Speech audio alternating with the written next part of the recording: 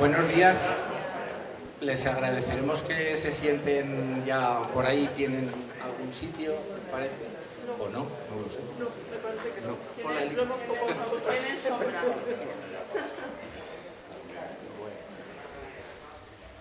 En todo caso es la hora del Ángelus y... Ahí hay uno.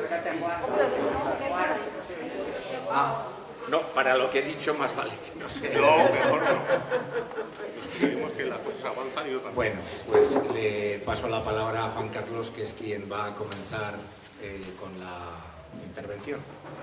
A ver, ahora se escucha. Sí. A ver, ¿no?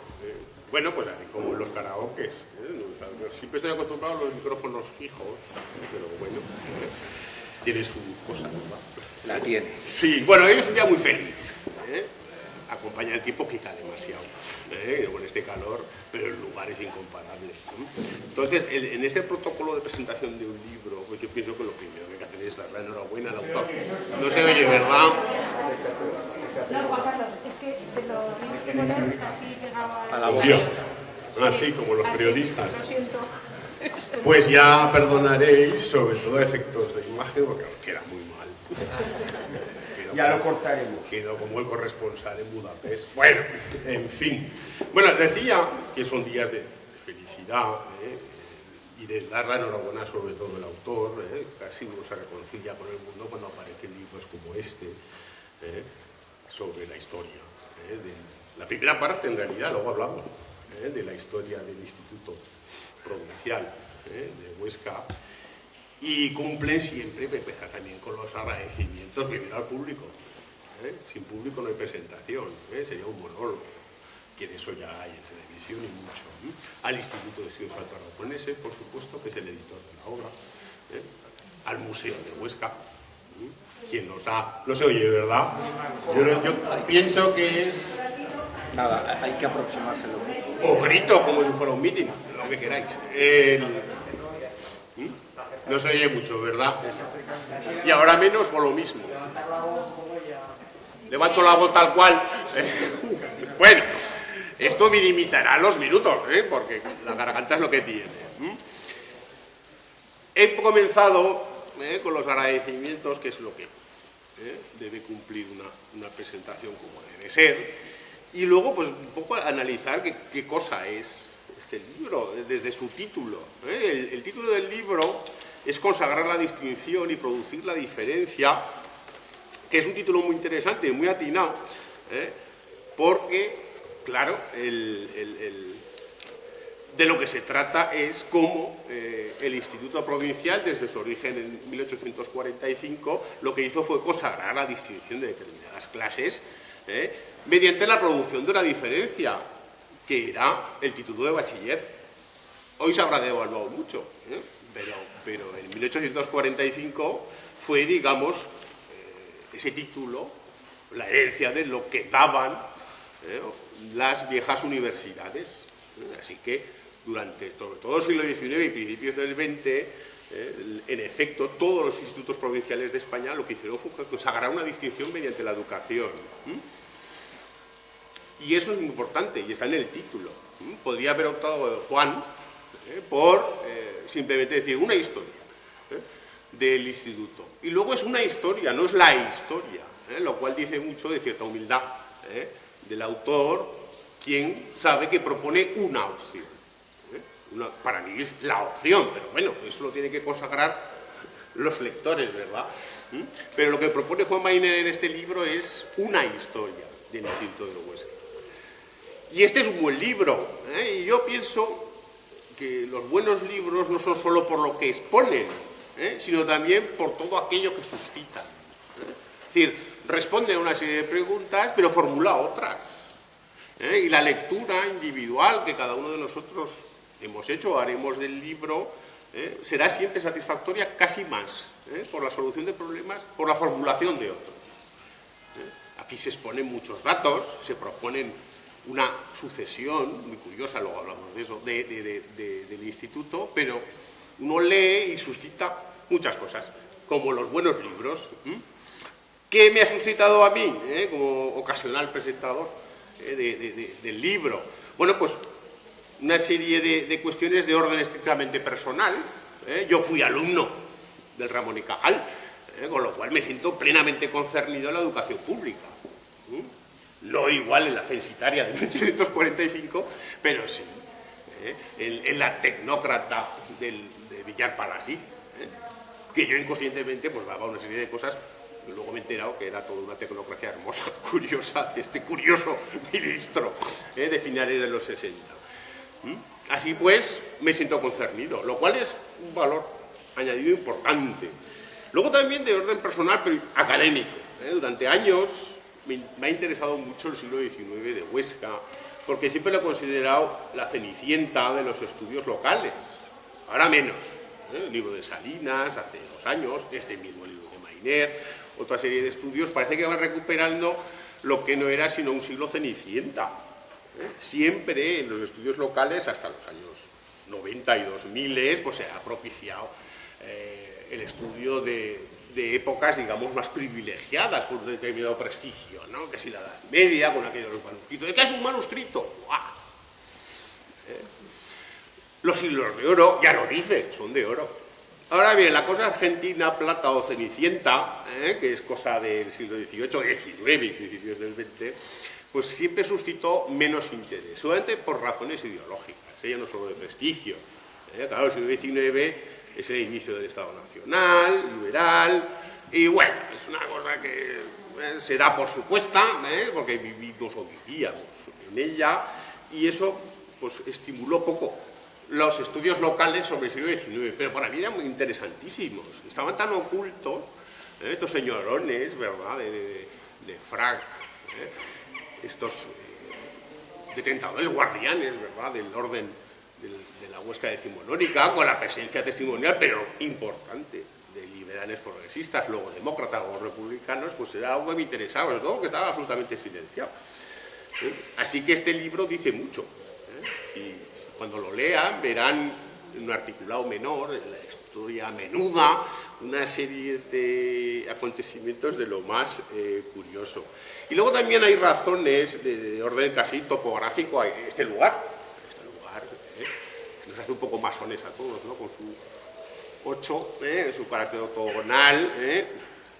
Es un lugar, una topografía muy sentimental. Estamos en un sitio donde estuvieron correteando de clase en clase, pues Santiago Ramón y Cajal, Joaquín Costa, cada uno a su manera, ¿no? Joaquín Costa, un hombre que nació viejo. Correteaba menos. Correteaba menos detrás de los profesores mucho, porque su interés no es ninguna crítica, su interés era precisamente lo consiguió, ser sustituto ocasional de Serafín Casas, así luego hablaremos, y otros. Mientras que Ramón y Cajal pues inventó una un poco impostada, juventud rebelde, un tosco montañés que se liaba a pedradas ahí en las eras de Cáscaro, que estaban ahí al lado. Están construidas, bien urbanizadas, pero estaban ahí, luego la Plaza de Toros, primera. Entonces, es sentimentalmente, ahora que se lleva tanto este adjetivo en la posmodernidad, pues es muy interesante estar aquí y ahora. Costa se inventó una infancia célebre, él quería ser un hombre de enciclopedia, ¿no? Aparecer en las enciclopedias, y Ramón y Cajal, que lo consiguió más, sin embargo, digamos que fabuló un poco más sobre su juventud, un poco brutota y tosca, de como buen montañés y apellidado Ramón, porque Ramón y Cajal queda muy bien, pero Ramón solo queda más alto aragonés. Claro, el libro es muchas cosas, como vais viendo, es una historia de la enseñanza, porque evidentemente hay que articularlo en un contexto superior, es un ensayo de microhistoria, Huesca, de una duración larga, no son 20 años ni 30, son del 45 al 31. Pues, 86. Muy bien. Lo tengo Ya, pero que no soy de matemáticas, sí, es 86, lo doy por bueno. de nada. Pero además es sobre todo un modo, es un modo de escribir la historia de Huesca en el 19 y primer tercio del 20, que es al fin y al cabo lo que queda, el modo. Y Juan Mainer ha elegido un modo muy estimulante, que es una especie de paisaje con figuras. Me explico, el paisaje lo tenemos aquí, en este precioso patio, rodeado de lo que eran las viejas aulas, con sus cátedras, lengua, de psicología, bueno, según los planes se llamaba de una manera o de otra. Y las figuras son el profesorado que pobló y dio sentido a este espacio. Es decir, remedando un poco ese viejo programa que dirigió Antonio Gala, Paisaje con figuras. Este es un paisaje con figuras de la Huesca del 19, porque claro, de lo que se cuenta va más allá de este precioso régimen. Aquí, digamos, que era un punto de fuga, de reunión de docentes y alumnos. Es curioso, ¿no? De la manera que el libro convoca una serie de individuos que casi los podemos tocar, con su carácter tosco unos, serio otros, uno más liberal, el otro más carlistón. Es decir, que hay una topografía sentimental y un modo de escribir de paisaje con figuras que a mí, claro, como experto más en literatura, me encanta. Casi un poco de thriller y tenemos una novela, pero no es así, ni mucho menos. Romain es un historiador tout court, como debe ser, simplemente ha elegido este modo, que para mí es muy atractivo. Habrá otro modo en el libro que lo continúa, y un modo también completamente adecuado. Así, por tanto, el grueso del libro es una especie de sucesión de retratos de los catedráticos, de los docentes, e indirectamente de la topografía sociológica de la ciudad. Que una cosa va adherida a la otra, ¿no? Los poderes fácticos, de qué manera influían en el día a día de la docencia por los diputados, los terratenientes, la iglesia, los gobernadores civiles, y aquí en el centro del conflicto, el centro exacto, en la fuente, ¿verdad? Pues esa vida y esos retratos de los profesores. Claro, alude mucho al principio, Juan, al establecimiento del instituto y a las polémicas que ha habido sobre el fin de la universidad sectorial, ¿no? Yo pienso que la argumentación que hace Juan es la correcta, es la correcta, por supuesto. No, hay que olvidar cierto fetichismo local, de que si la Universidad de Huesca la mataron fue un acto de felonía. La Universidad de Huesca se muere por consunción, sencilla y llanamente. Académica, económica, que no se vale, sociológica, porque claro, en 1845, ojo para los fetichistas, no solo se establece el instituto, sino el cementerio nuevo. Es decir, es un tiempo auroral, es un tiempo del paso del antiguo régimen al nuevo, que entre otras cosas se conceptualiza en el nacimiento del instituto, pero en un contexto de desamortización. Esto es la palabra clave. El paso en España, al menos del viejo al nuevo régimen, está marcado por la desamortización, que tiene consecuencias de todo tipo, sobre todo las culturales. El romanticismo español no se entiende sin la desamortización. Si Bécquer va a Veruela años después, es porque Veruela está desamortizado, si no, ¿para qué? Si los edificios en los que, digamos, se coloniza el nuevo régimen nacional liberal, coloniza este régimen, pues ¿el qué? Pues los viejos conventos, los viejos establecimientos, de tal manera que lo que surge es precisamente una contemplación de la ruina de lo viejo, sin lo cual no se entiende el romanticismo, y sin lo cual no se entiende, por supuesto, el establecimiento del instituto. Finaliza una época y empieza otra, ni más ni menos. No busquemos tres pies al gato, que Huesca no es diferente de Cuenca, de Toledo, de tantos otros sitios. Aquí lo que se ocurre es un cambio de régimen, fin. Y por cierto, percibido por unas fuerzas entonces, entre comillas, liberales, aunque luego derivan hacia un conservadurismo atroz. Es un tiempo auroral, es un tiempo en el que se establece, entre otras cosas, una cosa importantísima, que es el concepto de provincia. La provincia como tal se establece en el 33, por el Jaime de Burgo, ¿verdad? El ministro. Pero es que automáticamente el concepto, digamos, que hoy tenemos de provincia es nuevo, tan nuevo como el instituto, y funcionará, y digamos que se estabilizará y fundamentará en los años siguientes, de manera que lo vemos absolutamente normal. Pero esto en 1840, en 1830 no existía ese concepto. Es decir, que acompaña en la creación del instituto una serie de factores históricos en los cuales no se entiende. Este es el patrón, digamos, francés moderno, insisto en moderno porque es el nuevo régimen. ¿Y cuál es el patrón moderno? Pues el enciclopédico, el que más o menos está en crisis ahora, por cierto. Es decir, un centro y una periferia, al modo francés. París, el resto. Madrid, el resto. Se irradia de manera, valga la redundancia, radial, como se irradian los ferrocarriles, para bien o para mal. Pues lo mismo pasa en la educación. Se impone un modelo liberal desde Madrid, pero que se entiende como natural, como lo enciclopédico, lo moderno, por lo cual, digamos que las leyes de Madrid se van cumpliendo perfectamente en cada provincia, estableciendo un eje que va a ser muy fructífero en la cultura, que es el de centro y periferia. Porque claro, aquí nosotros podemos estar muy contentos de que el instituto esté aquí, pero habría que preguntar a los de Barbastro. Los de Barbastro también pelearon por ser provincia, y Calatayud, capital. Sí. Entre otras cosas querían instituto, estaban ahí los escolapios, pero también querían sustituto. Ya veremos cómo incluso el establecimiento del Liceo Artístico Literario, que es absolutamente coetáneo con el establecimiento del Instituto de Huesca, hubo una de las razones de su disolución, es la pelea entre el sector barbastrense y el sector ostense. Es decir, que, bueno, que hay muchas cosas que suscita el libro, tantas, intentaré ser breve porque el protagonista no soy yo. Pues claro, ese sarampión romántico, algo he hablado, pues el Liceo Artístico y Literario de Huesca, la mayoría de sus miembros van a ser profesores del instituto, y vienen de un sitio desamortizado, hacían sus representaciones, su lectura de poemas, sus sesiones de música allí junto a San Vicente, en lo que sería el Banco de España, ¿no? Pues bueno, ahí se levantó y hacían. Bueno, paralelo a esto, se establece el instituto. La Comisión de Monumentos viene de suyo, está también entrelazada. Se redescubre una España pintoresca y romántica.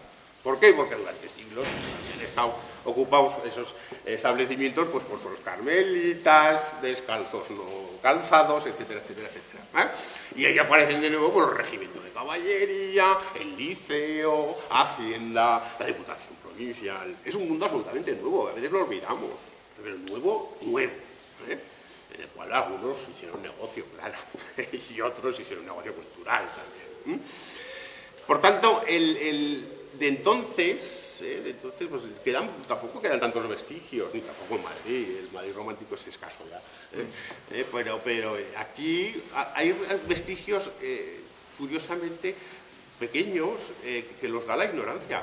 Por ejemplo, que subsista la travesía de Valdés, de Francisco Valdés. Es curiosísimo, ¿no? Con este ímpetu que todavía ha perdido en los días que corren, ¿no? De quitar y poner nombres de calle, pues Francisco Valdés quizá fue el jefe de la provincia más progresista, cercano al republicanismo, masón, que estuvo en Huesca en 1842 y sin el cual no hubiera existido la Escuela Normal de Maestros, no lo olvido, 1842. Era esparterista individual, en medida que Espartero era ese emblema, ¿no? del progresismo, y sin embargo, pues la ignorancia, que es lo peor de todo, ha permitido que la calle de Francisco Valdés Arriola persista. Mucha gente no sabe quién es. Valdés pues sería algún pintor. Pues no, era un jefe político, o sea, un gobernador. ¿Qué pasó fugazmente por acá en los años progresistas, los años del liceo, los años inmediatamente anteriores al establecimiento del instituto, que forma parte de ese mundo auroral, de esperanzas, y sin embargo, pues ese vestigio en forma de cartela, pues ha persistido. Otro que persiste, por fortuna, pues el Instituto Ramón y Cajal, y su precedente, digamos, monumental, que es donde estamos. En fin, tampoco quiero... repito, ser el protagonista. Yo como lector, alguien que ha indagado en el siglo XIX ostense y alfaragones en general, pues sobre todo el de acá, el de Huesca, pues claro, me siento más concernido, identificado, no ideológicamente, sino sentimentalmente, pues con los primeros, con los liceístas, ¿no? Entonces es curioso, los románticos, entonces de manera novelesca, un poco fabulando, pero se los imaginan, ¿no? Van desapareciendo la cantidad de monjes y monjas en favor de estos señores con levita y frac, a su manera, un poco modesta, que estamos en huelga, no estamos en Madrid, ni mucho menos, y ahí aparecen por los liceístas, todos jovencitos, todos egresados de la vieja Universidad Sertoriana, y entre ellos, pues bueno, Julián Pérez Muro, uno lee La Aurora, que es la revista de Zaragoza, Aurora, no olvidemos, tiempos aurorales, la revista Romanticismo Aragones es La Aurora de Zaragoza. No hubo en Huesca, ¿por qué? Porque en Huesca la imprenta pues, sobrevivía a la lumbre aún, pero bueno, de esas maneras, Usón ya no existía. Entonces no tenía ese poder que sí que tenía Zaragoza. Entonces los liceístas ostenses escribieron allí, entre ellos pues Julián Pérez Muro, que es uno de los primeros docentes, Vicente Ventura, que es un individuo muy particular. A ver, aquí sí que soy anecdótico para intentar ser lo más ameno posible, graciosísimo, sentimentalmente hablando. Un señor montañés, de hecho, sanguíneo, tosco, donde los haya, que fue, digamos, retratado por Cajal en sus memorias, porque el bueno o el malo y el travieso de Cajal, aquí, el último curso, aprovechando que habían hecho una tapia, pues caricaturizó a varios profesores y entre ellos a Ventura.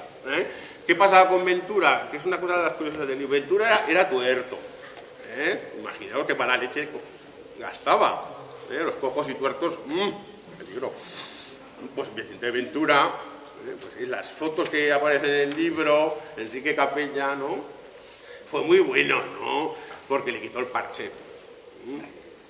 No, el primero, es el primero, este señor, que parece un obispo, digamos que la mentalidad es similar, ¿no? La de tosco, bueno, tampoco tan tosco, el tío de Costa Salamero era igual, sí, era pues esta tripa de chocolate y churros, estas cosas. Bueno,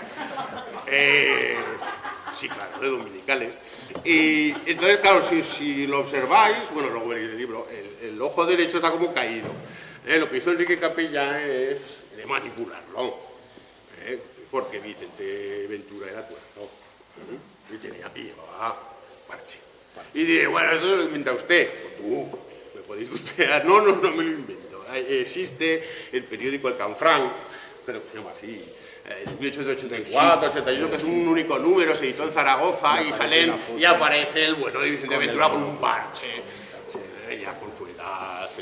Pero bueno, Vicente Ventura escribió poemas. Y este señor del parche, de mala leche, sanguíneo y tosco, fue romántico. Y su ante auroral. Auroral, es decir, con esperanzas y en el porvenir nacional y estas cosas. Es decir, que muchas veces estos libros tan buenos pues nos suscitan estos asuntos, ¿no? Digamos que es curioso. Luego está Mauricio María Martínez. Mauricio María Martínez, voy a decirlo groseramente, fue tan viejo, fue tan longevo, que hasta menos entrada en la Espasa. Mauricio María Martínez está en la Espasa Calpé. Pasó a ese osario de la Nacional Español, que es la Espasa Calpé. Viene muy bien, digo osario porque hay de todo. Pues puedes encontrarte un zarzuelista que no lo conocía ni... Aparece allí con pelos y señales. El proceso de construcción de la Espasa es muy curioso, con corresponsalías, etc. Bueno, el que estaba en Huesca o en Zaragoza, digo, don Mauricio tiene que estar.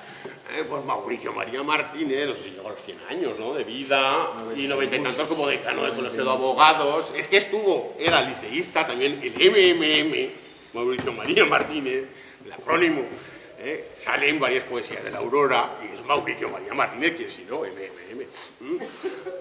Además lo dice desde Huesca, ¿no?, y sale el poema. Bueno, pues es otro ejemplo, ¿no?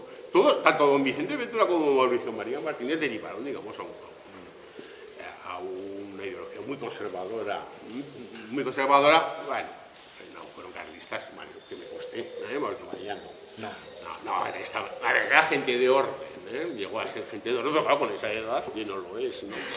En fin, sí. Claro, y era hermano de Bartolomé Martínez Herrero, o sea, Mauricio María Martínez Herrero, que fue, digamos, el principal romántico de Huesca, con diferencia. Hay tres figuras centrales, no malas, del romanticismo alto aragonés, que uno sería Bartolomé Martínez, en poesía y en teatro, en poesía Dolores Cabrera, pero era camaritana, y luego el autor de Guatizalema, que es una leyenda que se conservó por cuestiones familiares, firmada por un acrónimo JPL, que yo después de 30 años he descifrado, pero que no voy a decir, porque me ha pasado 30 años. algún día se editará y sabemos quién era JPL, era Alto Aragonés. No digo más. Es decir, que uno lee y lee muchas cosas. No solamente son docentes, son personas con una ideología, una forma de ser, una forma de hacer. Quiero decir, pues de Serafín Casas, yo que he editado a Costa, pues hablar de Serafín Casas casi es hablar de casi un familiar. Un señor, lógicamente, circunspecto, de misa diaria, carlista, este sí, de siempre. Serafín Casas, y fue el padre de Conchita Casas, Soler, que fue, digamos, el amor de Joaquín Costa. En 1977. Es curioso porque en las memorias de Costa, pues Serafín aparece primero como profesor, a quien creo que le sustituye, bueno, fue a León Abadías, ¿no? Pero luego aparece como el padre de la novia o de la pretendida, ¿no? Pero en una parte de las memorias de Costa que es, digamos, la más novelesca. Si uno quiere ver la Huesca galdosiana, se leerá esa parte de las memorias de Costa y verá el mundo de la administración, el mundo de los paseos, el mundo de las sesiones de teatro principal, el mundo de las clases sociales, el mundo de las soirées ahí con el piano, la casa de los Casas, así sentaditos, de chocolate, de café. Bueno, eso es la Huesca galdosiana. El que quiera ver la Huesca clariniana tiene que leerse la Ley del Embudo, que es otra forma de ver la Huesca de la Restauración. Bueno, pues Serafín Casas, digamos que sería el ejemplo. Bueno, y su gran y caro y directo amigo León Abadías, el pintor, el de la confianza, entendernos, el que pintó.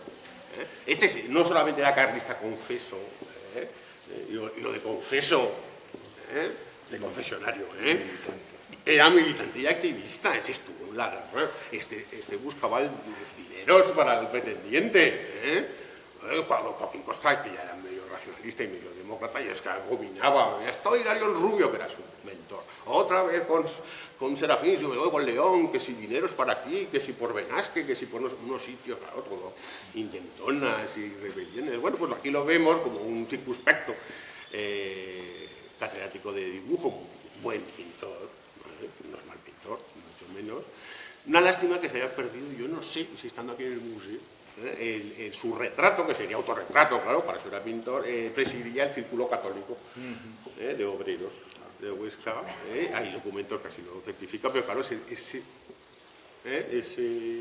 cuadro, no sé, si Fernando Alvira no lo ha encontrado, es difícil, ¿no? Pero es curioso ver la cara. Sí, es la hora. No voy a cansar más. El libro sigue y da para más historias intercaladas.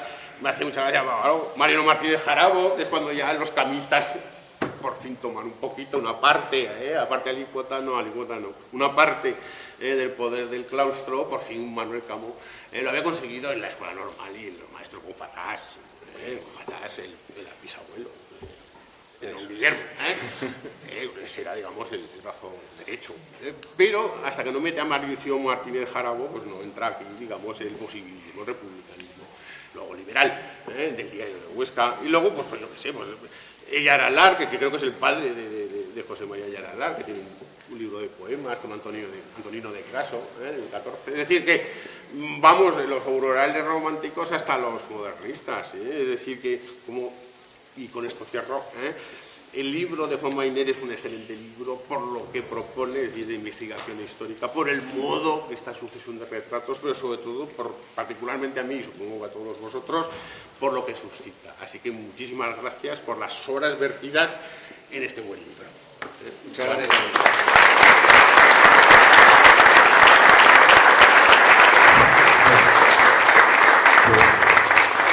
Muchísimas gracias, Juan Carlos, por tus palabras, por tu amenísima presentación. Y yo es que tengo la intención y el deseo, y lo hemos comentado al inicio, de que también esto sea un lugar donde podamos intervenir todos y en algún momento pues podáis hacer preguntas o puedan ustedes hacer preguntas y comentarios y lo que se nos ponga en gana. Bueno, voy a intentar ceñirme a 20 minutos porque yo me conozco como te conoces tú también, y entonces yo me lo he escrito, no voy a leerlo por supuesto literalmente, pero sí que voy a ceñirme bastante a lo que tengo preparado, porque lo que quiero decir lo tengo muy claro y creo además que tengo que decirlo, ¿de acuerdo? Entonces sí que quiero empezar por agradecerles a todos ustedes muy particularmente haber acudido hoy aquí con este día tan espléndido, en un domingo, en una cita en matiné muy intempestiva y desde luego muy inusual para presentar un libro, pero bueno, yo creo que la ocasión lo merecía, no por mí ni por el libro, ni por Juan Carlos incluso, aunque también, sino fundamentalmente por el espacio en el que estamos, del cual ha hablado algo Juan Carlos, pero yo voy a hablar más todavía. Un libro, como todo en esta vida, es siempre fruto de un trabajo colectivo, como todo lo que merece la pena, además, en la vida, ¿no? Es decir, es algo que se hace en complicidad y con complicidad. Y lo justo, por lo tanto, lo justo y necesario en un acto como este es comenzar con un sentido porque lo siento, y público, agradecimiento a todas las personas que lo han hecho posible. Algunos de sus nombres, en una larga nómina que ustedes encontrarán al final de la presentación del libro, algunos de sus nombres, y ya lamento que seguro que será una lista incompleta, comparecen al final de esas páginas introductorias, como les digo, ¿no? Hoy aquí, sin embargo, lo que cumple es agradecer, por supuesto, la gentileza a nuestros anfitriones, el personal laboral de este museo, que han estado pues haciendo que esto se pueda llevar a cabo.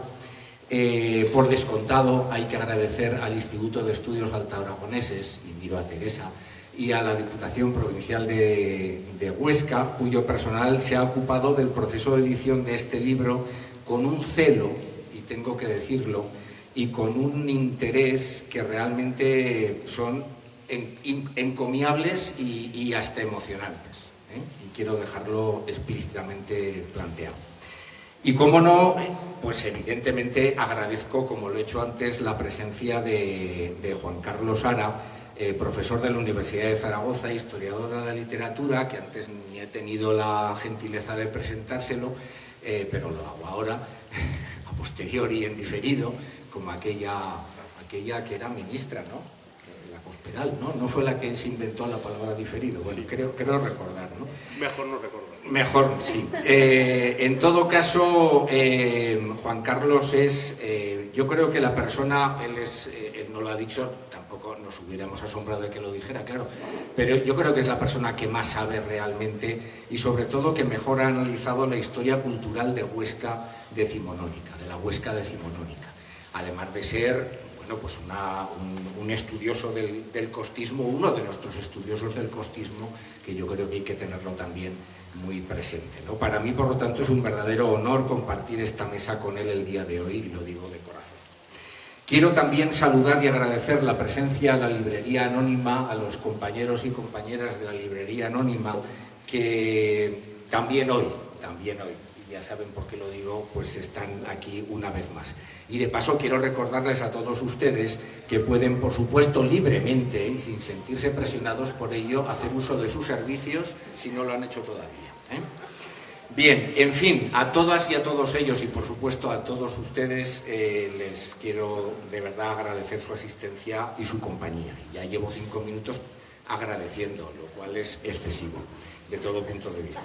Bueno, me permitirán que comience haciendo un pequeño rodeo, una especie de maniobra de aproximación, hablándoles de este lugar, pero también hablándoles de la memoria y de la historia.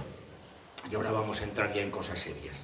Antes de aterrizar, porque en la segunda parte evidentemente les explicaré algunas de las tesis o de las ideas que podrán encontrar en este libro cuando lo consulten o lo lean, y de sugerirles también algunas razones para leerlo, ¿no? Desde luego el espacio material y simbólico en el que nos encontramos evidentemente no puede ser más adecuado para hablar del Instituto Provincial, como ha planteado excelentemente Juan Carlos, entre 1845 y 1931, ya que fue justamente en este edificio, efectivamente, donde antes había estado ubicada la sede de la Universidad de Huesca, de la Sertoriana, donde se desarrolló la vida del Instituto Provincial desde su creación hasta 1936, y esto es importante saberlo. Este libro termina en el 31, pero en realidad el instituto estuvo aquí hasta 1936. Y se llamó Instituto Provincial de Segunda Enseñanza desde 1845, desde que se inauguró justamente hasta 1934, que fue el año en en que se produjo el fallecimiento de Ramón y Cajal, uno de sus más egregios alumnos, y el claustro en sesión reunida decidieron nominarlo, ponerle el nombre de Ramón y Cajal, y estamos hablando del año 1934. A partir de ese momento ya todo el mundo, bueno, no a partir de ese momento porque tardará mucho tiempo, como suele ocurrir siempre, en denominársele y conocérsele popularmente así, pero ya se empezará a llamar de la manera que hoy se le llama. Así pues, creo que merece la pena, de verdad, aprovechando que estamos en este espléndido y monumental edificio, evocar y hacer un poco de memoria sobre estos muros y, por qué no, también hacernos algunas preguntas sobre ellos. Veamos. Les invito a que repasemos juntos un poco la historia de este espacio. Y no solamente de este edificio en el que estamos y de este patio en el que estamos, sino también del solar, de este solar en la ciudad de Huesca, del solar que lo ocupa, que podríamos incluir también la plaza de la universidad y hasta el colegio universitario, que es un solar verdaderamente importante en la memoria patrimonial de la ciudad. Arqueólogas habrá entre el público, seguro, que puedan corregirme, pero parece cierto que a finales del siglo VIII, hablamos de finales del siglo VIII, seguramente sobre alguna fortificación anterior en este lugar existía ya una fortaleza, una zuda, que era la residencia del valí o gobernador de la Huasca andalusí, y que me niego a llamarle Huesca musulmana, le llamo Huasca andalusí, que es el nombre que topográficamente le corresponde. Si seguimos un poquito más adelante, ya en el siglo XII, y por supuesto quiero dejar claro que aquella fortaleza que tenía hasta su mezquita ocupaba mucho más de lo que es este edificio propiamente ahora Museo de Huesca, sino que ocupaba también seguramente la plaza de la universidad y hasta una buena parte de lo que fue colegio universitario.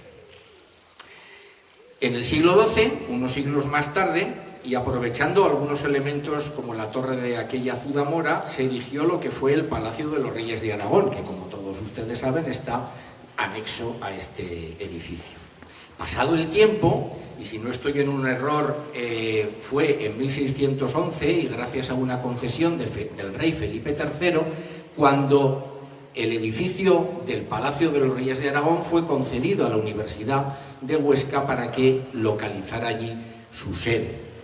Y efectivamente allí estuvo, y al muy poquito tiempo fue cuando se decidió construir, hacer una ampliación importante del antiguo caserón del Palacio de los Reyes y construir este palacio magnífico, barroco herreriano, muy severo, que debemos al matemático, humanista y personaje verdaderamente curioso que hace bien poco se presentó aquí mismo, en este mismo lugar, una monografía sobre su obra y su vida, que es Francisco de Artiga. Bueno, pues este es el edificio que diseñó a partir de este magnífico octógono, patio octogonal, Francisco de Artiga, y fue el lugar donde se localizó la Universidad de Huesca. Aquella venerable institución universitaria, como muy bien nos ha explicado y ha comentado Juan Carlos, fue fundada a mediados del siglo XIV, aunque se incorporó a este espacio algo más tarde, por lo que yo sé, pervivió casi 500 años con muchas dificultades, y como todos ustedes saben, en 1845 fue cuando se produjo su, yo diría, inexorable e inapelable supresión mediante un decreto dictado por ese auroral, yo lo llamaría como historiador mejor revolucionario, Estado liberal que estaba en ese momento constituyéndose en la España del reinado de Isabel II. En ese momento es cuando se produce la supresión de la Sertoriana, en ese contexto de revolución liberal burguesa, que por otra parte es el momento en que, por supuesto, se producen las desamortizaciones de los bienes eclesiásticos, después de los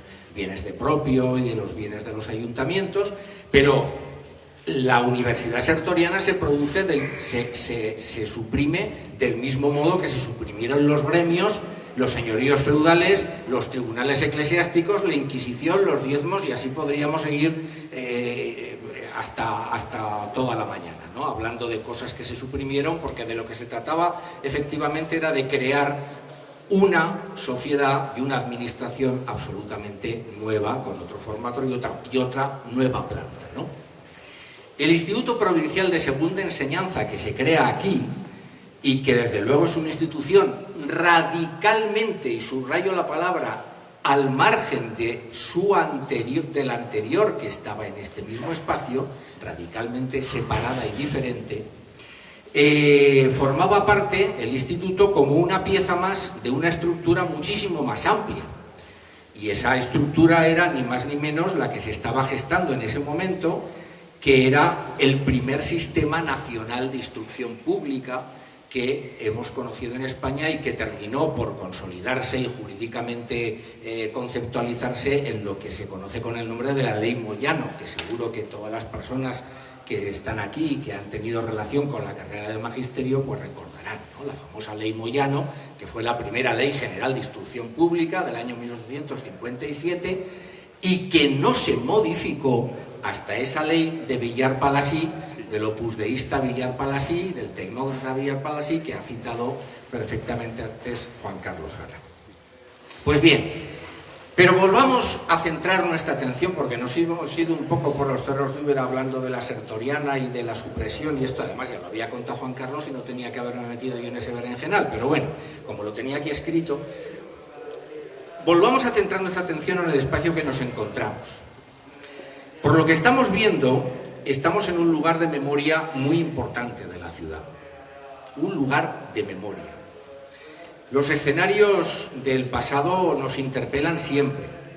Unas veces nos intimidan, otras veces nos emocionan, en ocasiones nos subyugan, ¿no?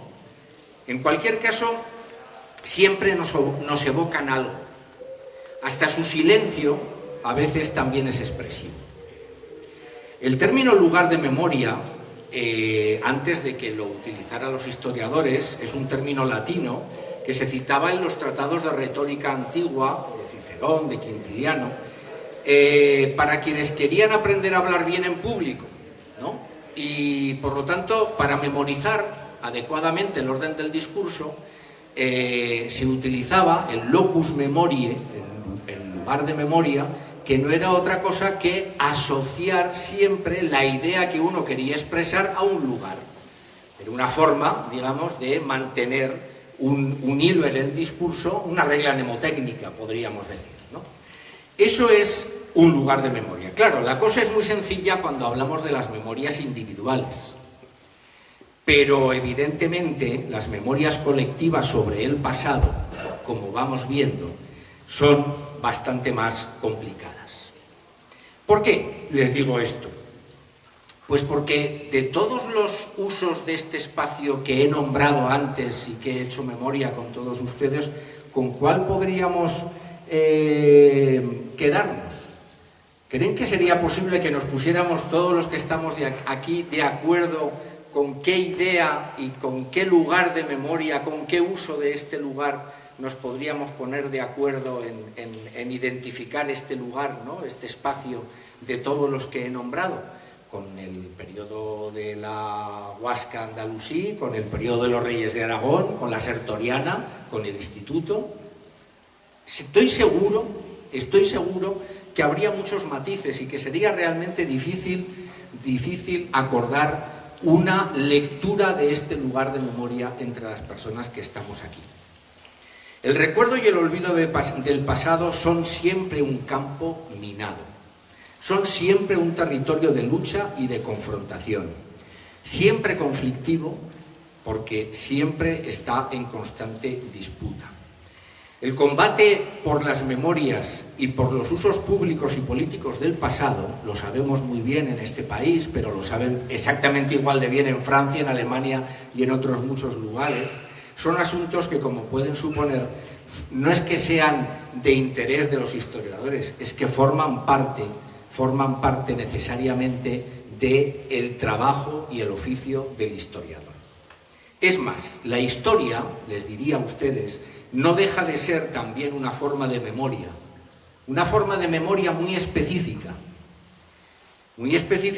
porque construye con arreglo a teorías, a conceptualizaciones y fundamentalmente a un método científico, ¿no? Pero la historia no deja de ser una memoria pública más que trata de objetivar el pasado, de contextualizarlo, de interpretarlo críticamente y en el fondo que trata de dar sentido a lo que se recuerda pero también a lo que se olvida, ¿eh? Porque el olvido y el recuerdo son las dos funciones fundamentales de la memoria. Lugares de memoria como este en el que estamos, por lo tanto, pues, tienen varias memorias, necesariamente, ya lo venimos diciendo. La memoria del poder y de los poderosos es una, que es la memoria de la monarquía, que es la memoria del clero y de la nobleza. Y es la memoria que remite primero a la ubicación del Palacio de los Reyes de Aragón y después a la Universidad Sertoriana. Claro, hay otra memoria, que es la del Instituto, ¿no? Que es la que hoy nos ha traído aquí, la memoria del Instituto Provincial. Indudablemente, si se fijan, de mucho menor prestigio, mucho menos conocida en la ciudad, porque pese a su... pero evidentemente también, si la analizamos, es una memoria complaciente con el poder. Sigue siendo complaciente con el poder, aunque menos conocida. Sigue siendo complaciente con el poder porque pese a su resabio burgués y provinciano, a su pecado original de haber sido la tumba de la cuasi ontológica identidad universitaria de Huesca, perdonarán que lo diga, pero es que tenía muchas ganas de decirlo, siempre ha buscado autorredimirse y legitimarse precisamente en la herencia sertoriana. Esto lo explico de manera abundante en el libro.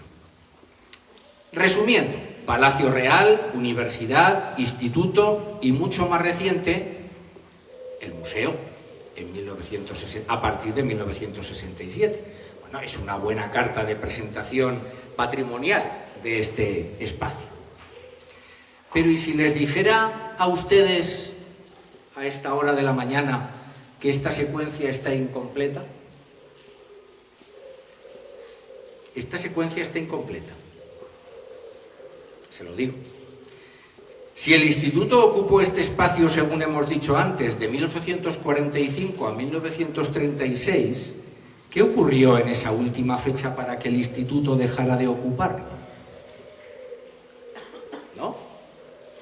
Algo debe ocurrir.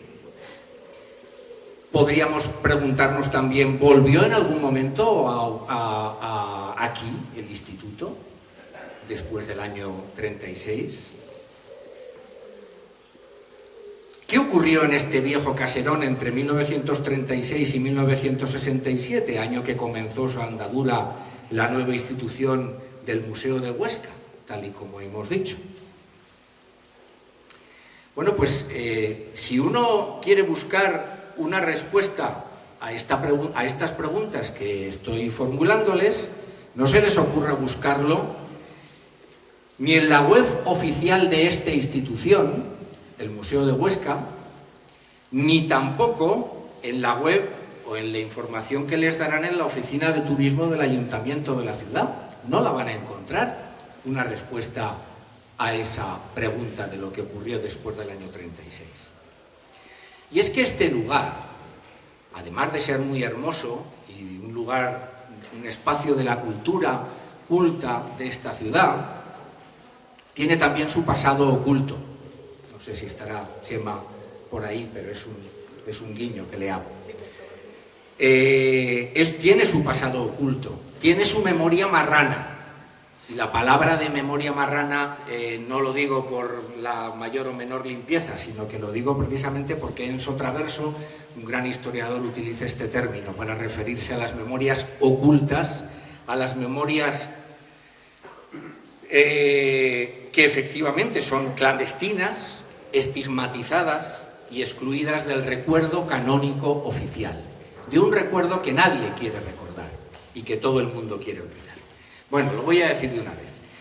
Este edificio, en el inicio del verano tórrido de 1936, tórrido por muchas razones, Cuando todavía eran audibles en este patio los ecos de la algarabía del final de curso del instituto, todos saben que se desencadenó la infame sublevación militar del 18 de julio, llamado Alzamiento Nacional, ¿no? Y aquellas voces enmudecieron radicalmente y para siempre. Y este venerable lugar de memoria de la cultura culta de la ciudad fue convertido primero en provisional acuartelamiento y prácticamente al muy poco tiempo, a las semanas, se convirtió en un presidio. Yo diría que con más exactitud en un campo de concentración urbano, porque en realidad es lo que fue.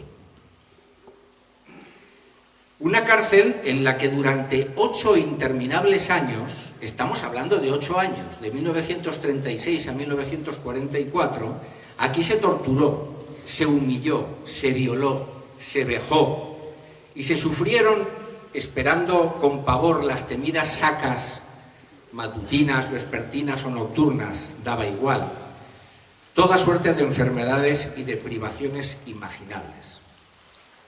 Aquí se padeció hasta lo indecible. Y no fue la guerra, no fue la guerra, no lo olvidemos. Fue la victoria de las buenas gentes de Huesca las que lo provocaron. Y fue la lógica del exterminio del enemigo político lo que destruyó aquí vidas y de paso arrojó al olvido casi 90 años de historia del instituto. Aquí llegaron a hacinarse hasta 2000 personas en el año 38-39. Una auténtica muchedumbre, fíjense. Porque si tenemos en cuenta que en el último curso que se llegó a dar clase aquí, en el 35-36, con apenas 326, 330 alumnos matriculados, todas las fuentes documentales de aquel año están permanentemente, de manera recurrente, hablando de la escasez de espacio para poder llevar a cabo las clases, imagínense lo que sería 2000 personas aquí, días, semanas, en estos espacios que estamos viendo, en lo que fue Paraninfo, que es actualmente sala de exposiciones temporales del museo. Estremece pensarlo. Sencillamente estremece pensarlo. Aquella barbarie de 8 años fue seguida de otra de más de 30. Y el Instituto Ramón y Cajal ya nunca volvió a este lugar. Y esto que les acabo de contar, pues forma parte también de la historia de este lugar de memoria. Y desde luego debería aparecer en las guías turísticas de la ciudad también. Siempre me ha llamado la atención, desde que llegué a Huesca para trabajar como profesor de Geografía e Historia en el Instituto Ramón y Cajal, el profundo desconocimiento que existía en el propio instituto y entre mis compañeros sobre la historia de esta institución, y en contraste el desmedido interés y el ditirámbico recuerdo que despertaba el pasado universitario de la ciudad encarnado en la valetudinaria institución sertoriana. Siempre he pensado que este es un curioso caso de patología memorialista, y así se le llama en la historiografía, no piensen que he pensado un término para zaherir a nadie. No, es una patología memorialista en la que una memoria institucional, desconociendo y negando su propia historia, busca y encuentra su prestigio y legitimación en el pasado remoto de otra institución que no tiene absolutamente nada que ver con ella. Eso es una patología memorialista. Tras esta patología no solo se halla el olvido y la negación de la revolución y de la educación liberal, sino la postergación de la institución educativa y cultural más importante que tuvo Huesca y su provincia desde el año 1845. Y de paso también, ¿saben lo que se olvida? Pues el avieso ocultamiento, lo que también se hace con ello es el avieso ocultamiento de las atrocidades perpetradas por el fascismo en esta ciudad.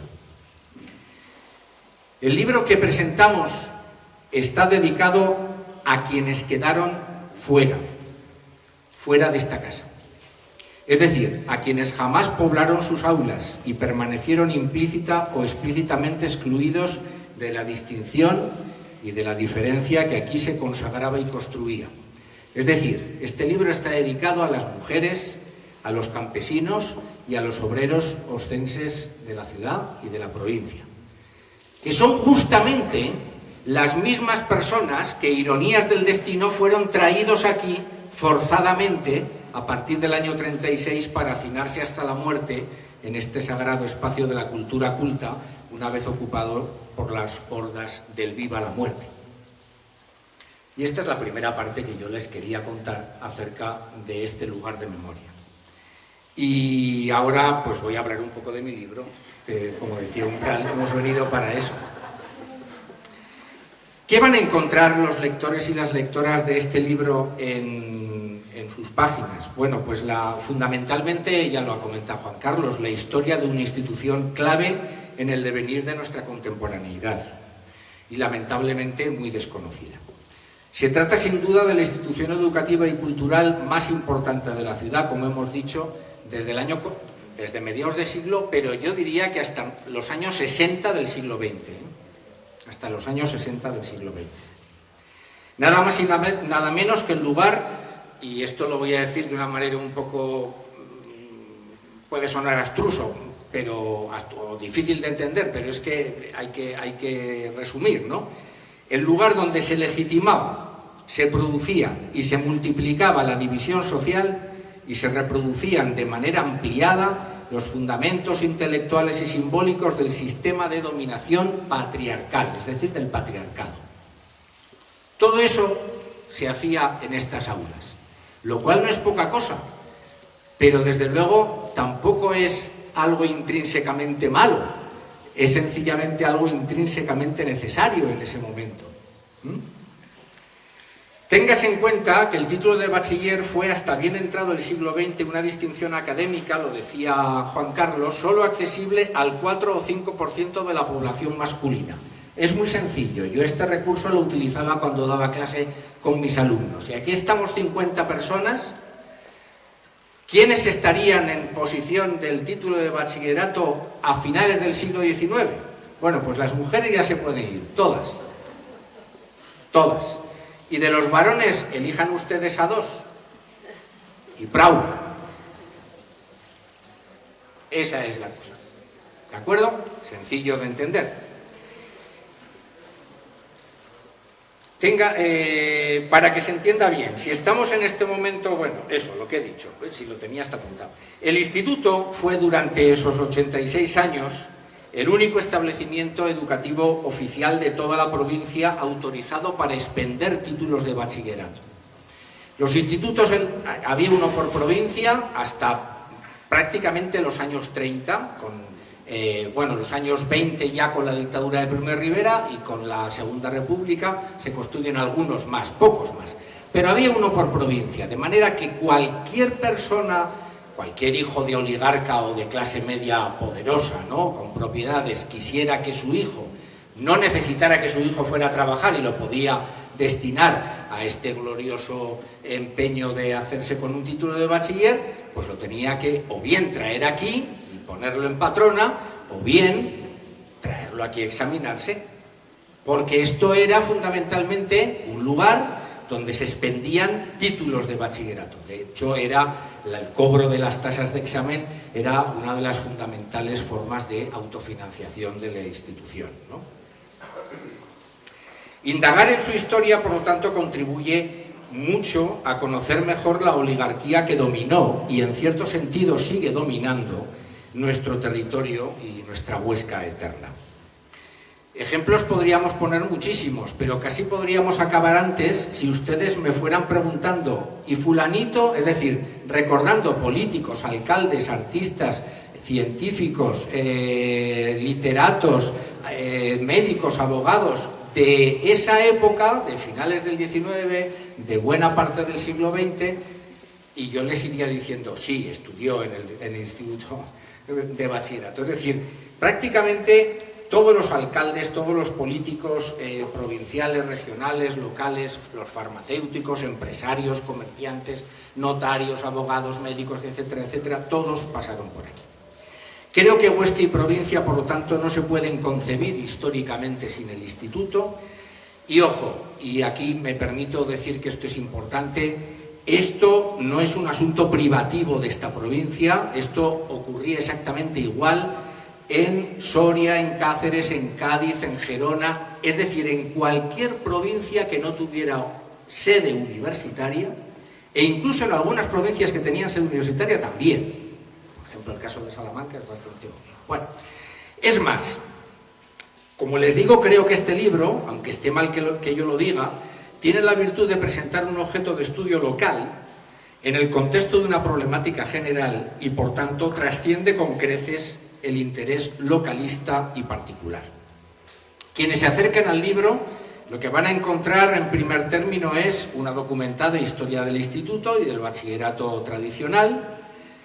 En un segundo plano, pero no por menor importancia, sino porque, bueno, analíticamente hay que decir una cosa detrás de la otra, ¿no? Pero en un segundo plano hay permanentes referencias, como ha comentado Juan Carlos, a la historia de la ciudad y muy en particular al devenir, al desarrollo de sus élites y de las culturas políticas presentes, ¿no? Desde las oligarquías liberales decimonónicas, en permanente pugna, la isabelina especialmente, con el irreductible carlismo y ultramontanismo, que tuvo aquí, por cierto, en el instituto una presencia muy notable, en parte, solo en parte, herencia venenosilla de la sertoriana, dicho entre nosotros.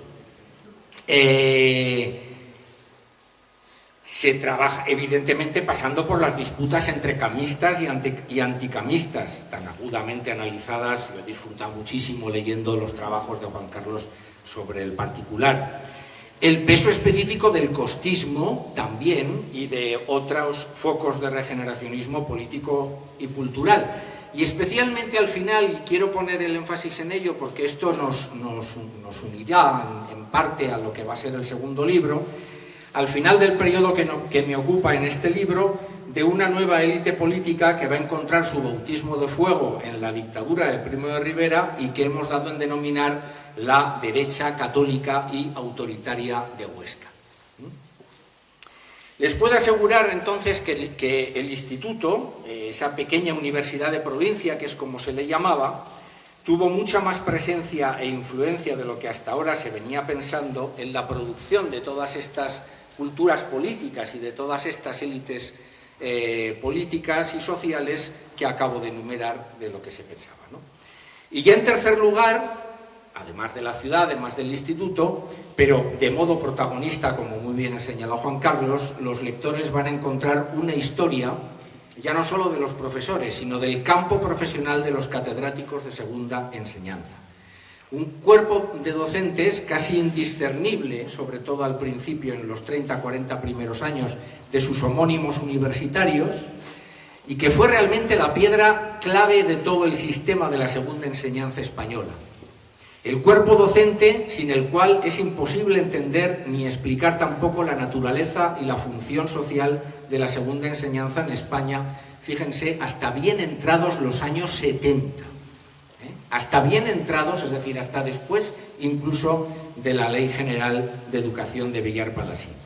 Estos guardianes de la tradición y esclavos de la rutina, como les solemos llamar, no más de 500 personas en toda España, era un escalafón relativamente reducido, y para poco más de 50 institutos provinciales, constituyeron una corporación profundamente elitista y selecta, masculina hasta los años 20, bien entrados, muy jerarquizada. Tengan en cuenta que la primera catedrática que llega al Instituto de Ramón y Cajal lo hace en 1942, que es Blanca González de Escandón, que por cierto viene represaliada al instituto. Muy jerarquizada, como digo, e imbuida de un potentísimo etos meritocrático, como corresponde a toda corporación de altos funcionarios del Estado. Bueno, en el libro se estudian con detalle esas trayectorias profesionales, pero claro, sí que quiero advertirles, los catedráticos que aquí se analizan son un objeto de conocimiento en sí mismos, sí, pero también un medio para hablar de educación y de relaciones sociales y de poder.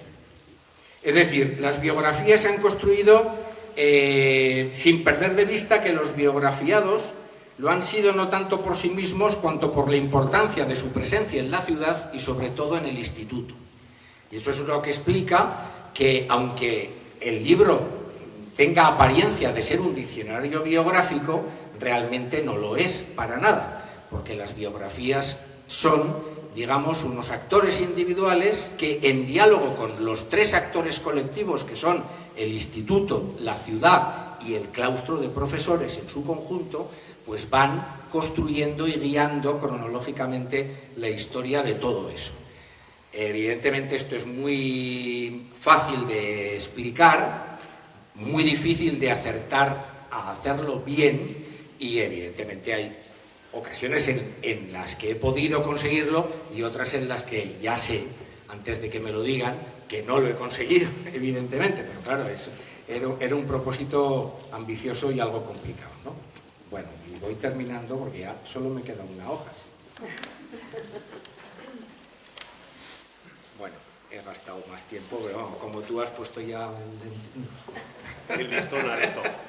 el listón alto. Bueno, en fin, creo finalmente que estudiar los procesos, los espacios y los actores que se ocuparon de la formación de las élites, es decir, de quienes detentaron el poder en el pasado, puede ser también una forma de invocar la experiencia histórica de las personas dominadas y subalternas, de adherirnos a sus causas y a sus luchas por la supervivencia y de contribuir a poner en primer plano su dignidad y, por qué no, también su estima intelectual. Estoy convencido de que también se puede hacer historia desde abajo, desnudando a los de arriba. Al menos ese ha sido mi propósito al escribir este libro. Y antes de terminar, me gustaría dirigirles una brevísima reflexión que quiere ser al mismo tiempo una interpelación a todos ustedes y a las instituciones, si las hubiera, que creo que no, en los tiempos que corren, en fin, de esta ciudad y de la provincia. Bueno, pues como digo, en los tiempos que corren, con una ultraderecha desbocada y una izquierda desnortada y entregada al peligroso juego de las identidades a la carta y del posthumanismo neoliberal, combatir la mistificación cultural, la alienación y la amnesia colectiva se ha convertido casi en una urgencia civilizatoria.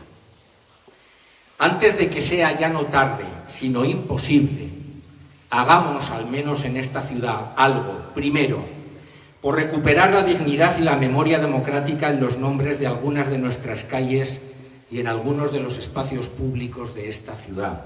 Por ejemplo, el vestíbulo del ayuntamiento, que es la casa de todos. Y segundo, hagamos también algo por salvar el patrimonio material que nos queda de las asechanzas de la sociedad del espectáculo. Y evidentemente me estoy refiriendo al seminario. Por justicia y por dignidad. Ahora sí, muchas gracias.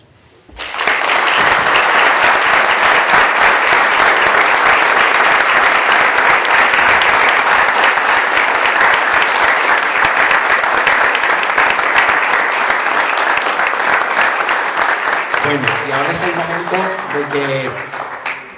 de abrir si alguien quiere, alguna persona, alguno de ustedes quiere comentar algo, o quiere preguntar alguna cosa, o en fin. Juan, Sí. ¿qué fue no, es que es muy rápido. ¿Qué fue esto desde que deja de ser cárcel hasta que se convierte en museo provincial? Está abandonado. Abandonado. Sí, Vale. no, creo, vamos, según yo tengo entendido, no tuvo ningún uso, por lo menos ningún uso público. Tardó mucho tiempo me parece que las obras de instalación del museo empezaron en el 62 y tardó bastante. En el 62 yo creo además que fue declarado monumento histórico artístico, si no recuerdo mal. La exposición puntual de los 25 años de paz. Una gran exposición a nivel... Se hizo una gran exposición. Gracias, Pedro. No lo conocí. Pero después, antes almacén o... Sí, almacén de algo. Desde luego, la Sertoriana quedó... La Sertoriana, el instituto, habría que decir, quedó absolutamente arrasado. arrasado. Yo tengo, en el próximo libro irán fotos, hay 2 o 3 fotos de cómo quedó, por ejemplo, el Paraninfo, que era un lugar magnífico, del que, por cierto, no he conseguido encontrar ninguna foto, y eso que hasta el año 36 funcionó, pero no he encontrado ninguna, pero sí quedan algunos dibujos a vuela pluma que hizo Ramón Acín, precisamente con motivo del Congreso de Historia de la Corona de Aragón, que se celebró aquí en 1920, y que bueno, que dan un poco idea de lo que debía ser aquel conjunto, magnífico. Pero todo eso quedó absolutamente arrasado, al igual que las cátedras también, el ajuar didáctico en buena medida, todo lo que había. A ver, Juan, una pregunta. Sí. El siglo XIX fue muy convulso. Era lo que empieza la historia del año 45, las golpes de Estado, las luchas entre liberales y progresistas, las guerras carlistas, el sexenio revolucionario, etc, etc, etc. Todo eso, ¿cómo se refleja en las actas de los claustros del instituto? ¿Se refleja algo de ese panorama? Nada de nada. Absolutamente nada. Absolutamente nada. Claro. Esto se debe a que, bueno, a la misma razón, vamos, te podría contestar, y lo sabes bien, que si vas a las actas de los institutos, yo lo he hecho, de los años 70, el año 75, que algo pasó en España el año 75, ¿verdad? O el año 81, que también pasó alguna cosa, no hay absolutamente ni rastro.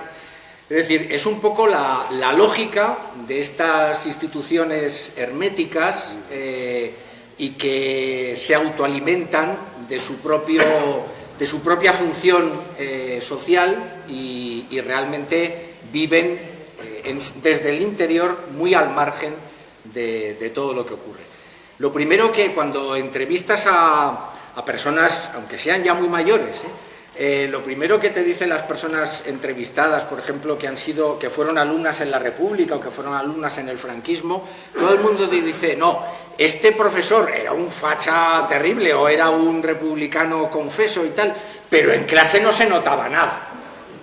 Claro, eso es la primera providencia. Cuando empiezas ya a indagar y a preguntar una segunda cosa, una tercera, entonces empiezan a salir cosas, ¿no? Gestos, actitudes, pero es un poco la misma lógica, ¿no? La misma lógica que oculta, digamos, que trata de crear, eso lo define muy bien ya Comenius, ¿no? El gran pedagogo del siglo XVI, define muy bien que la escuela debe ser un taller de hombres, es decir, es un lugar, y lo decía lo de hombres sin ningún prurito de universalidad, ¿no? Un taller de hombres, es decir, un lugar donde hay una serie de artesanos y hay una serie de herramientas, y lo que hay que hacer es el trabajo que hay que hacer, que es construir ortopédicamente a un ser humano, pero nada al margen absolutamente de lo que ocurre fuera de las aulas, ¿no? Y de los muros de la institución. Esto es pura curiosidad, porque estoy ahora con la biografía de Emilia Pardo Bazán, y obviamente ella es del 19, y bueno, va a dar clases en la universidad, tiene un único alumno, pero como ponente, o sea, conferenciante en el Ateneo de Madrid, tiene 800 personas que acuden. Es la mujer que más éxito tiene durante el tiempo que está, ¿no? Quiere decir, a pesar de todas las pullas que le propinaba su querido enemigo Clarín, y que luego finalmente ya lo abandona. Y lo que se muestra o vemos ahí es que obviamente las mujeres van a tener muchísima dificultad para acceder a las instituciones más cerradas, pero sí que van entrando, bueno, porque esas aristócratas, que decir que con el mismo perfil que los hombres, pero van entrando a través de vías indirectas. En Huesca, ¿cuál es ese espacio? Porque luego también están esas maestras que vienen, ¿no?, a través de la institución, o sea, del Instituto Internacional, que van a ir a todas las provincias, ¿no? Y que obviamente pues están consiguiendo que haya mujeres que consigan el título de magisterio, pero son por vías alternativas a lo que es la estructura oficial. En Huesca hay algo de esto antes del año 40, cuando llega esta primera profesora al instituto, porque tiene que haber mujeres aquí también. Sí, sí, representantes de las hay. De la intelectualidad, o sea, esa burguesía que consigue que algunas mujeres se vayan colocando, ¿no? Vamos a ver, la primera mujer que obtiene el título de bachillerato en Huesca no es nada extraordinario porque ocurre prácticamente al mismo tiempo en la mayoría de las provincias. Es en 1885, si no recuerdo mal, es Julia Gardeta, una mujer de, en fin, una familia que se movía en lo que podríamos denominar un poco la élite cultural del momento, gente muy melómana, muy... bueno, pues Julia Gardeta y Frago, el nombre de Frago no me acuerdo en este momento, pero bueno, además me tendría que haber preparado esto porque era previsible que alguien me preguntara, había mujeres. No, pues estas son las dos primeras, ¿no?, que se hacen. Estas mujeres se matriculan libre. Esto quiere decir que solamente venían aquí a examinarse. Y por cierto, los exámenes se conservan perfectamente en el Archivo Histórico Provincial y son una maravilla, porque están perfectamente escritos con una caligrafía extraordinaria y realmente demuestran un conocimiento importante de las materias de las que se examinaban, especialmente la de Frago. Julia Gardeta era un poquito más viva la Virgen en ese aspecto, saca peores notas. En todo caso, no deja de ser algo muy excepcional. Hay un goteo desde 1885 de algunas otras mujeres hasta 1910-11. Claro, en 1910 viene la ley que ya explícitamente va a permitir la matrícula oficial, es decir, va a permitir la asistencia a clase a las mujeres al instituto y a las universidades, ¿no? Pero fíjate, es curioso que entre ese primer momento en que algunas mujeres por su cuenta se presentan libres y tal, y el momento de 1910, en el que tiene mucho que ver también, evidentemente, Emilia Pardo Bazán, que pone en marcha esa ley que ya va a permitir que se matriculen oficialmente, hay un momento curioso que es hacia 1893-94, no recuerdo muy bien la fecha ahora, hay una ley en el que, como quiera que como la Dirección General, todavía no había un Ministerio de Instrucción Pública, la Dirección General de Segunda Enseñanza estaba viendo que era cada vez mayor el número de mujeres que matriculadas libres se presentaban y obtenían el bachillerato, ¿qué es lo que hacen? Una ley para prohibir explícitamente la asistencia presencial de las mujeres a los institutos, cosa que hasta entonces ni siquiera había habido, porque no se consideraba necesario. Igual que se prohibirá el acceso a la universidad porque se habían colado algunas médicas. Efectivamente. Es decir, la ley prohíbe lo que no es lo que socialmente, eso, claro, sí, sí. Evidente, es un caso clarísimo, ¿no? Sí, sí. Entonces, como te digo, os digo, a partir de 1910-1911 empieza a ser ya mayor el porcentaje. Y en muy poco tiempo es espectacular la dictadura de Primo de Rivera para esto, no por la política educativa de la dictadura solo, aunque también. Porque en el año 25 la dictadura de Primo de Rivera pone en marcha un plan de bachillerato nuevo que es el Plan Callejo, que establece algo que muchos de ustedes habrán conocido, que es la diferencia entre bachillerato elemental y bachillerato superior. Eso lo establece ya por primera vez el Plan Callejo del año 25. Y eso va a permitir que muchas mujeres que no se hubieran matriculado oficiales en el bachillerato entero, sin embargo, sí que se matriculen en el bachillerato elemental. Y entonces, prácticamente, de un porcentaje de 8 o 10% de mujeres en este instituto y en general, que no es distinto, en el conjunto de España, se pasa a un 20% en 1930. Y al final de la Segunda República estamos ya en un 33% de mujeres. Y en los años 40 y 50, pensarán, ¿bajó? Pues no bajó, se mantuvo y subió. Se mantuvo y subió. Y les voy a decir más, las mujeres venían y entraban en clase, por supuesto, segregadamente, se les ponía en las primeras filas y los varones al final. En 1928 encontramos por primera vez en un claustro, en este centro, en el Instituto de Segunda Enseñanza, en el que se plantean ya muy seriamente que hay que crear una sala específica para que las mujeres que están matriculadas, que es increciendo, puedan estar tranquilas en sus horas de reposo, de recreo, de estudio, etc. En 1928, eso quiere decir que ya había una presencia relativamente importante. Profesoras igual, la primera profesora que viene, las dos primeras profesoras, Ana María Viada, que es profesora de taquigrafía y mecanografía, y Donaciana Cano, que es una de las primeras doctoras en ciencias químicas de la Universidad de Zaragoza y que va a venir al instituto como auxiliar, pues está aquí desde el año 1926, ¿de acuerdo? Entonces, bueno, hay toda una serie de elementos que empiezan ya a cambiar en ese momento. Hasta entonces, las mujeres, las mujeres que hacían algún tipo de estudios, lo que solían hacer era los estudios de maestra, claro, en la escuela normal de maestras, pero esto es otra historia, no tiene nada que ver con esto, ¿eh? No sé si te he contestado. Sí.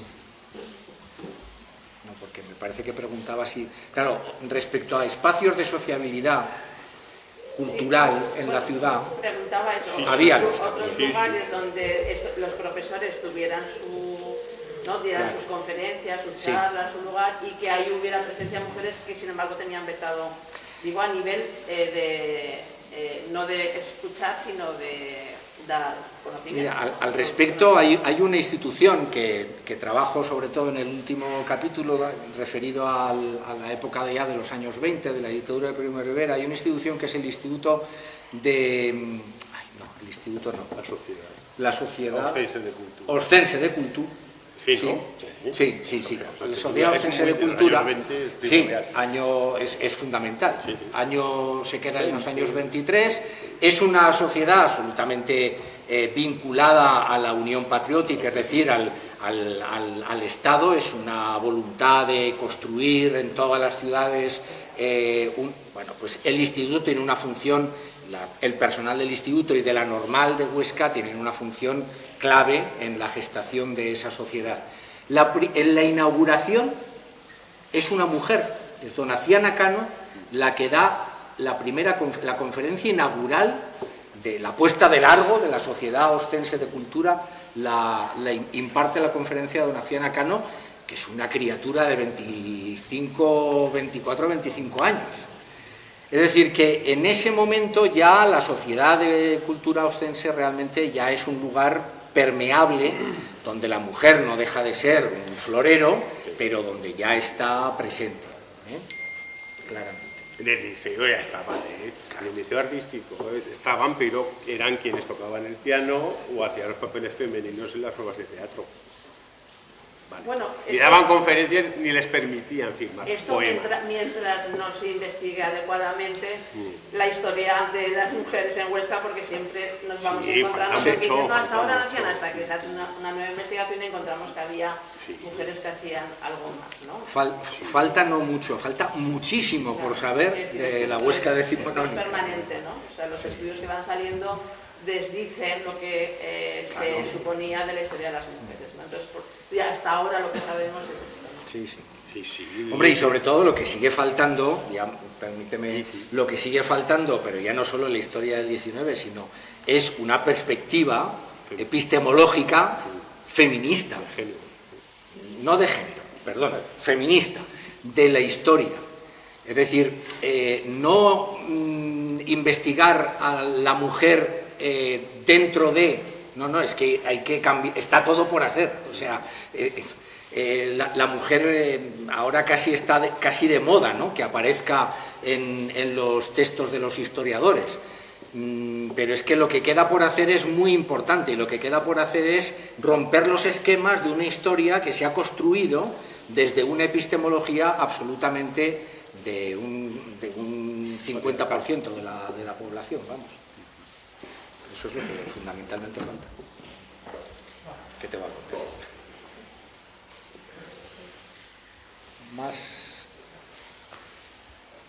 Más cosas, venga. Seguro que hay más curiosidades, dudas.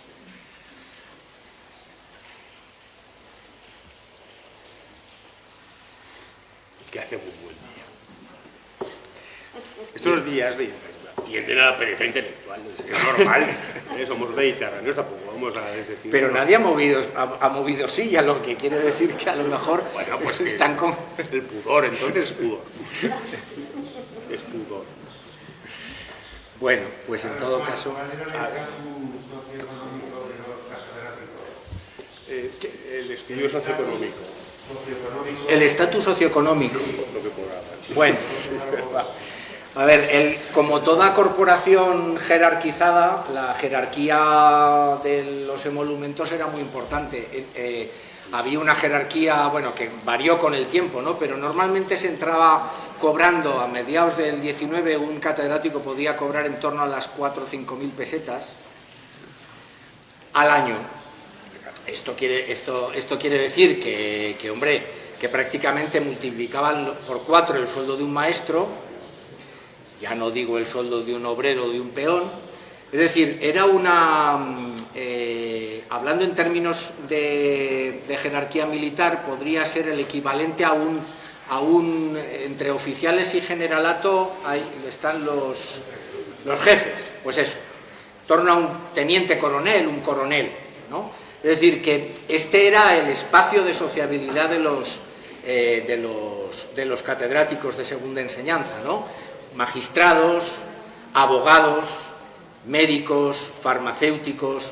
La inmensa mayoría de los catedráticos, aparte de tener un sueldo que no era ridículo, aunque tampoco era para lanzar cohetes, pero no era ridículo, evidentemente, la mayoría de los catedráticos, sobre todo los que se acomodaron en la ciudad, bien porque casaron en la ciudad o bien porque eran oriundos de ella, solían tener bien una farmacia. En el caso de los químicos es muy habitual, hay más de uno.